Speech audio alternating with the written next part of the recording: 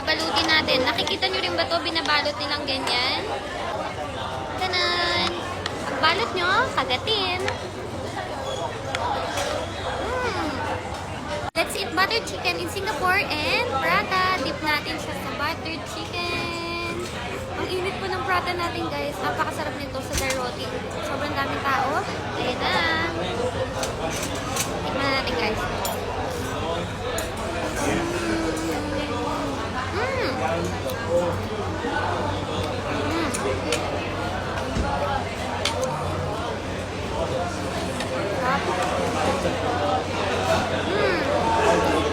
May dip din sila dito ng prata. Kakainin na ito na nakakamay. Pwede naman nakakutsara. Meron naman sila. So, ito yung isa nilang dip.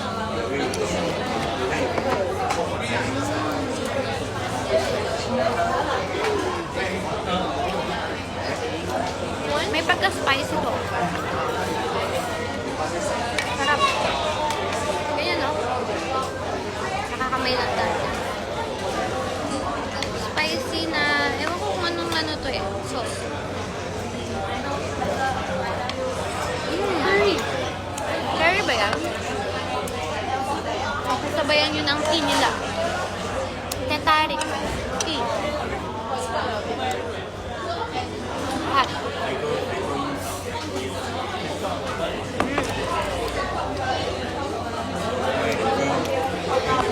Kailangan tikman ito. Ang sarap.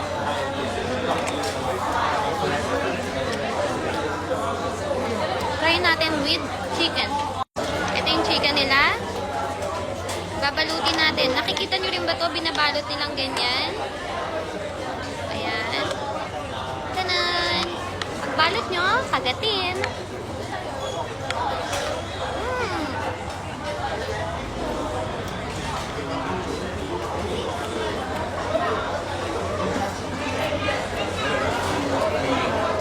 Sarap. Parang ito ba yung kanin nila? Hindi.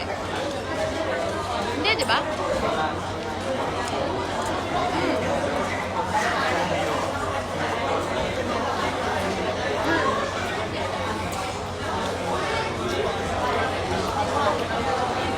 Mas masarap siyang kainin ng nakakamay. Di ba may hugasan sila?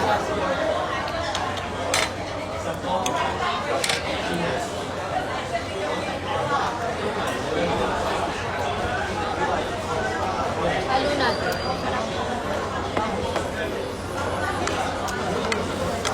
Ang sarap ng gantong texture niya, oh.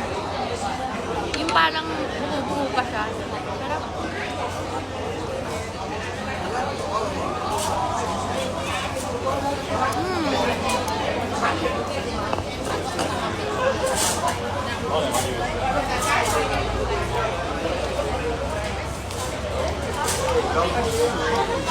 Hindi ko alam anong kalasa niya. No. May kalasa ba siya sa Pinas? Alin dyan? Ito? Prata?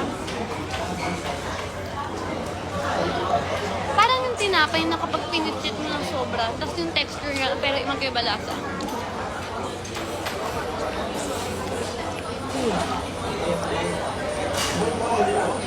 Mas gusto ko siyang i-dip dito.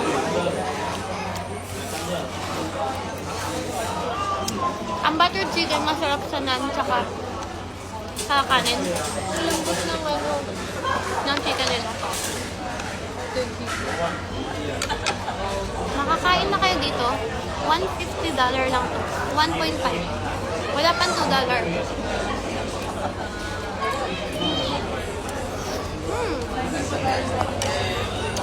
Good. Siyempre may dala akong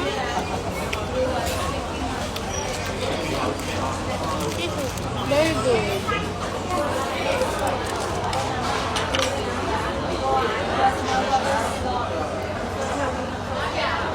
Sanggip ako ngayon, nagprata. Bakit ba may bato yung ano nila? Ito may pagka-spicy.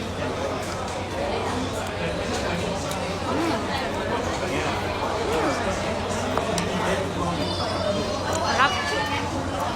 Puntahan nyo to guys, Singapore, the Roti Prata House.